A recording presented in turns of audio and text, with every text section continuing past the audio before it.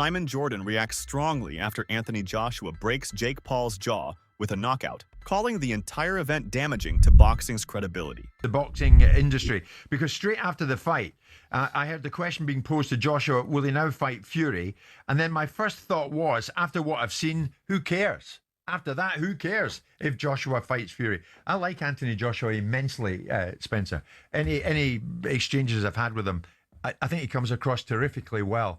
But I fail to see where it's taken us, where it's taken him, other than hugely increasing his bank balance. Joe Rogan reacts to Jake Paul's knockout loss with laughter alongside Anthony Joshua, calling the fight a clear mismatch from the start. Rogan explains that Jake usually faces retired fighters or MMA opponents, not a legitimate Olympic champion heavyweight. Joe Rogan praises Anthony Joshua by highlighting his speed, athleticism, and devastating power. Rogan explains that Joshua moves like someone much lighter than a heavyweight and carries a one-punch knockout ability that changes fights instantly. He calls Joshua a nightmare matchup because of how quickly he can close distance and end exchanges. Adam Booth gives a brutally honest breakdown and notes that Jake Paul did manage to make Anthony Joshua miss at moments, which he considers significant. Booth says Jake's movement and positioning showed improvement and discipline, forcing Joshua to reset rather than land freely.